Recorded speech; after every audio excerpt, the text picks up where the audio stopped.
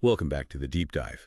Today we're diving into how large language models, those LLMs everyone's talking about, can learn and adapt like right in the middle of a conversation. Yeah. You sent us this research paper, in context learning representations from the Iclr conference, and well, it's really got me thinking, are we maybe underestimating what these LLMs can actually, do? I'm really curious to get your take on this. What's the core idea they're exploring here? So this research is really diving deep into whether LLMs can kind of go beyond just their initial training data and actually shift their understanding of things based on like a brand new information they're given on the fly. Okay, so that sounds, that's a pretty big deal, right? It's like they're constantly learning even after they've been trained. So how do you even test something like that? How do you even begin to figure that out? Yeah, so the researchers came up with this really clever method. It's called a graph tracing problem. Imagine a grid, right? And each point on the grid represents a word, like, apple, bird, milk, just these like everyday words. And the way they arrange these words on the grid is like totally random. It doesn't reflect any, pre-existing relationships between the words. Okay, so it's like a jumbled up word search puzzle. I'm following. So what happens next? So you can think of like someone tracing a path on this grid, going from like apple to bird to milk, right? And this sequence of words, this becomes like the context that we feed to the LLM, And the LLM's task is to try and predict what word comes next in the path, based on the connections it learns from those previous examples. So it's like the LLM is trying to crack like the secret code. It's trying to figure out the rules of the grid based on the examples it's given. So did it work? Did the LLM like actually learn how to navigate this grid? That's the really, really interesting part. What they found is that as the LLM saw more and more of these examples, its internal understanding of those words, it actually started to change. It actually started to cluster words together that were, connected on the beat. So it was as if the LLM was building its own mental map, like in real time. Well, hold on. So the LLM isn't just memorizing the examples. It's figuring out the relationships between the words, like based on their position on this grid. That's really incredible. And I think you mentioned earlier that the paper mentions visualizations. Can you tell us a little bit about those? Oh, yeah, absolutely. So the researchers, they used a technique called a PCA, and it's kind of like, creating a simplified map of the LLM's internal world. Like it helps us visualize how the LLM is, organizing information. And as the LLM learned, you could actually see these visualizations change. You could see the words, they would cluster together in a way that like reflected the connections on the grid. It was pretty amazing to see. Hold on. So we can actually see how the LLM is like changing its thinking. This is getting really interesting. The paper doesn't stop there, right? They wanted to see if this like in context learning could actually override what the LLM like already knew from its massive training data, right? Exactly. Yeah. They designed this really clever experiment using, the days of the week. I mean, we all know Monday comes before Tuesday, Tuesday before Wednesday, and so on. It's a pretty ingrained sequence in our minds. And it's also, embedded in the LLM's training data. I'm starting to see where you're going with this. So they tried to teach the LLM like a different sequence for the days of the week, like try and convince it that Wednesday comes before Monday. That's wild. Like talk about messing with its digital mind. Yeah, exactly. They wanted to see, would the LLM stick with its pre-programmed knowledge, so to speak, or could it adapt to this new, contradictory context? And what they discovered was really fascinating. Okay, I'm on the edge of my seat here. What happened? Did the LLM like actually buy into this new order of the days of the week?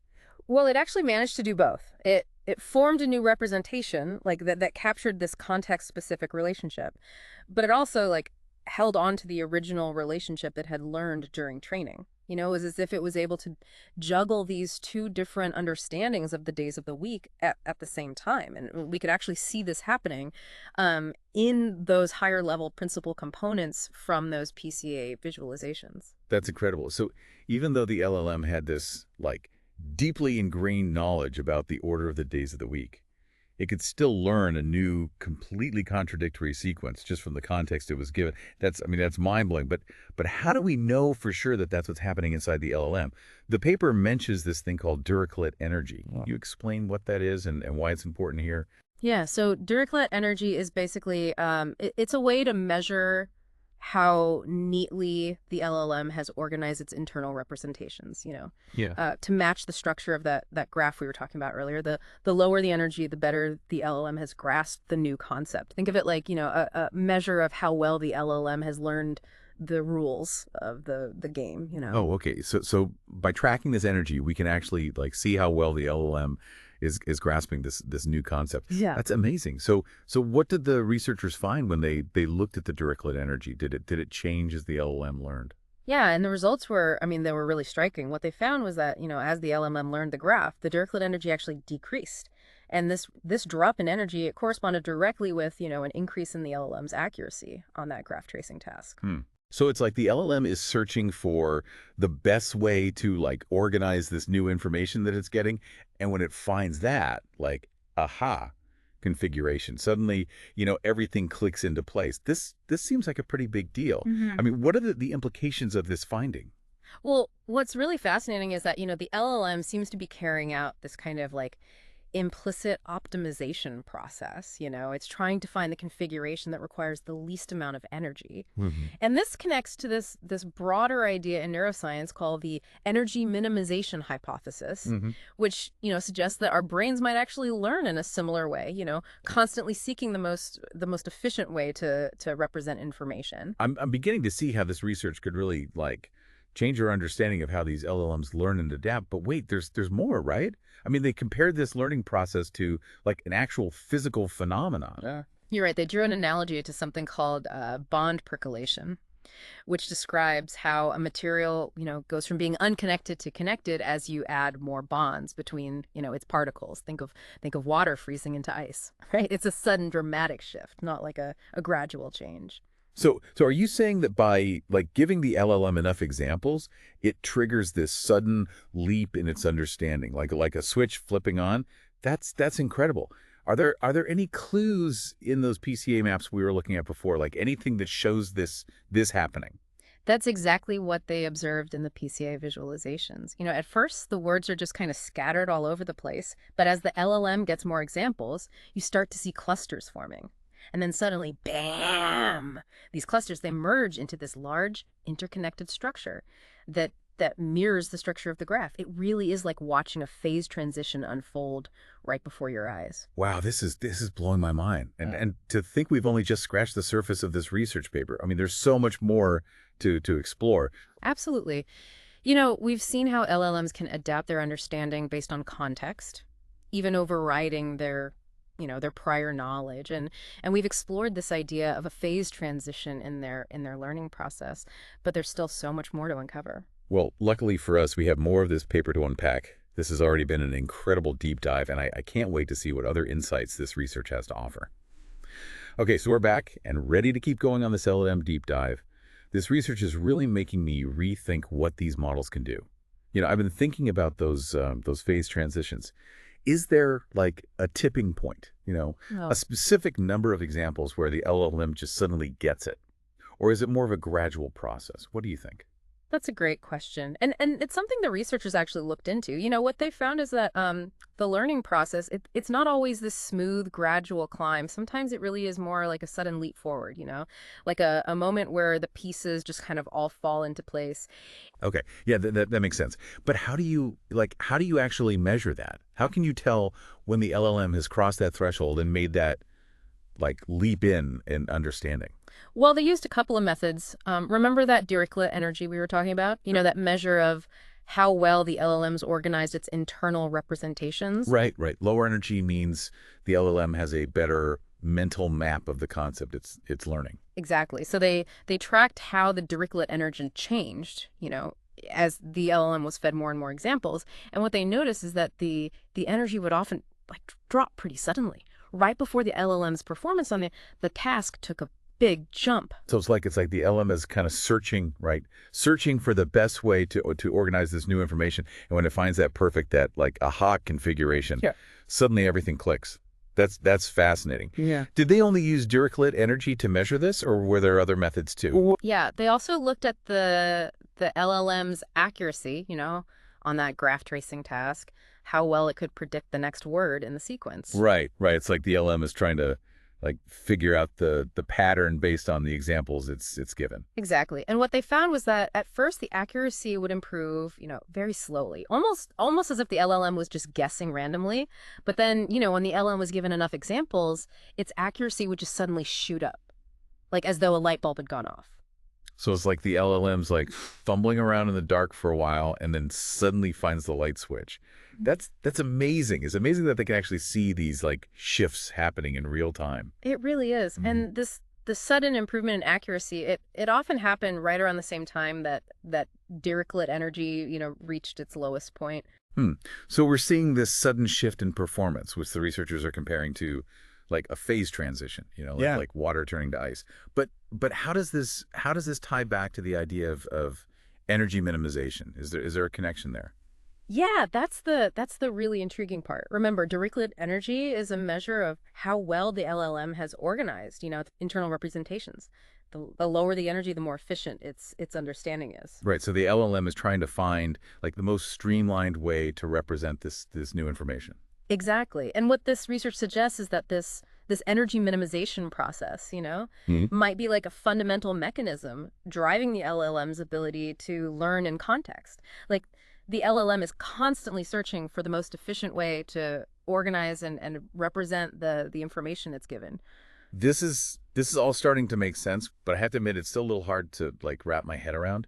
Are there ways to like visualize what's happening during this phase transition? Can we actually see these changes taking place inside the LLM? Actually, yes. Remember those PCA visualizations we were talking about? Those like simplified maps of the LLM's internal world? Right, the ones that showed the words clustering together as the LLM learned. Exactly. So the researchers, they noticed something really interesting when they looked at those visualizations during the learning process. At first, when the LLM hasn't seen many examples, the words are just kind of scattered all over the place, almost randomly. So it's like a big jumbled mess, no clear organization. Right, exactly. But then, as the LLM is fed more examples, you start to see some structure emerge. The words start to cluster together in a way that reflects the connections on the graph. It's like watching the LLM slowly piece together a puzzle. So these visualizations are like a window into the LLM's like thought process, showing us how it's making sense of the information. Precisely. And then something incredible happens. Right around the time that we see that sudden drop in Dirichlet energy and that jump in accuracy, bam, the clusters merge into this large, interconnected structure. So it's not just that the clusters are getting bigger, it's like they're suddenly linking up. Yeah.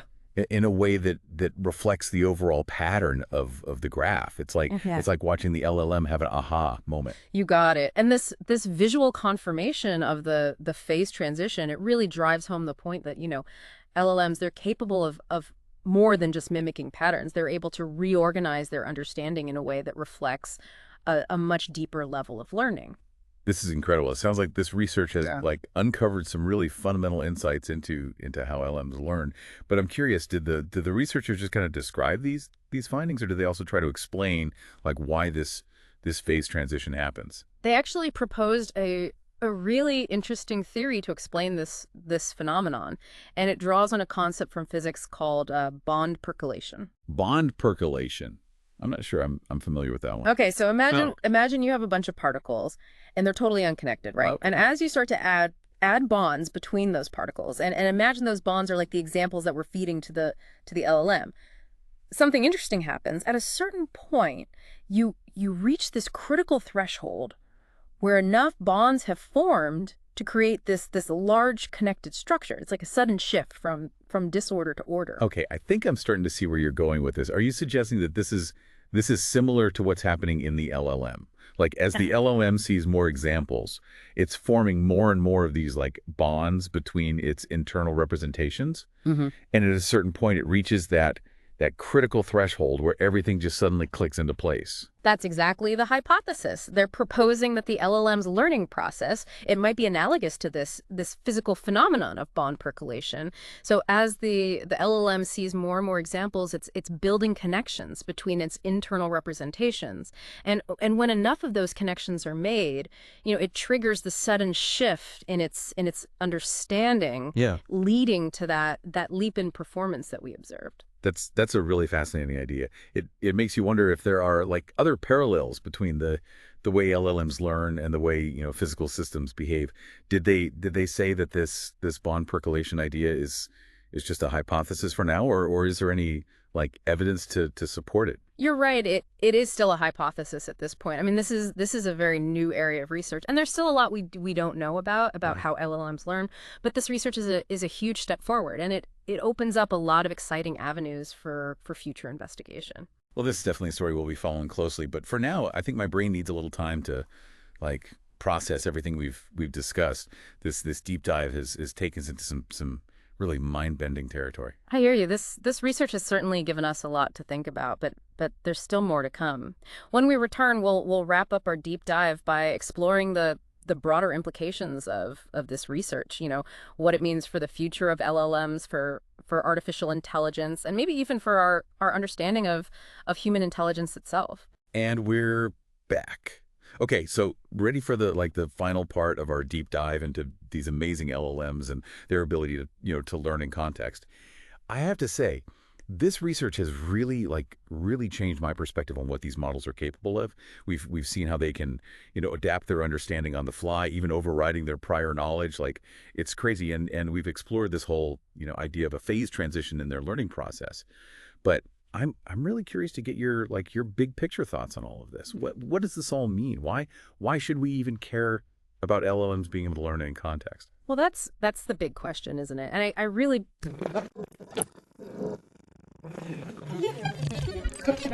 about how these models actually work. We tend to think of them as these massive, like, static repositories of information. But this research shows that they're so much more dynamic and adaptable than we ever realized. So they're not just like passively regurgitating what they've been, trained on. They're actually capable of building new like connections and insights based on new information. It's like they're constantly like evolving, right? Exactly. Yeah. And I think that opens up some really, really incredible possibilities for how we can use these LLMs in the real world. Imagine being able to like personalize an LLM's responses based on, a user's specific needs or preferences. I mean, it could completely revolutionize how we interact with technology, right? Yeah, I see what you mean. Instead of just getting like generic one-size-fits-all responses, we could have LLMs that truly understand our individual contexts and tailor their interactions accordingly. That would be, that'd be amazing. What other potential applications do you see for this kind of in-context learning? Oh, so many. Think about education. We could use these LLMs to create personalized learning experiences that adapt to each student's, individual learning style and pace. Imagine a world where education is truly tailored to each student's, needs, helping them learn more effectively and really, really reach their full potential. Wow, those are some really exciting possibilities. It seems like this research is not only, advancing our understanding of artificial intelligence, but it's also kind of prompting us to rethink how we approach things like personalization and education in general. Absolutely. And on an even, I think, deeper level, this research raises some really, really fundamental questions about, the nature of intelligence itself. Yeah. If LLMs can learn and adapt in context, like we've been talking about, does that mean they're getting closer to human-like intelligence? Are they Yeah. starting to bridge that gap between artificial and biological systems? That's a really huge question, and it's one that philosophers and scientists have been grappling with. I mean, for centuries. But I think it's safe to say that this research is pushing us closer to understanding what intelligence really means in all of its complexity and nuance. Couldn't have said it better myself. This field is so exciting because it's not just about building better machines. It's about exploring those fundamental principles of learning and adaptation and intelligence. And the more we learn about how these LLMs work, Mhm. the more we learn about ourselves too. Well said. Well, this deep dive has definitely given me a lot to ponder. But before we wrap up, I want to leave our listeners with one final, thought-provoking question to kind of chew on. We've seen how the artificial systems can reorganize their knowledge based on context. It makes you wonder, could this tell us something about how human brains learn and adapt? I mean, is there a similar like energy minimization process happening in our own minds? No, that's a fantastic question, and it's one that I really hope, future research will explore in more depth. I mean, Mhm. there's so much we still don't know about about the human brain, and I think studying these LLMs could provide some really valuable insights into our own, cognitive processes. Absolutely. Well, thank you so much for joining us on this incredible journey. It's been a truly mind expanding, exploration into the world of LLMs and their remarkable ability to learn in context. It was my pleasure. And remember, the world of artificial intelligence is constantly evolving, so, stay curious. Keep exploring, and who knows what amazing discoveries await us in the future. That's right. And we'll be here to guide you through the latest breakthroughs and insights and thought provoking questions. Until next time, keep diving deep.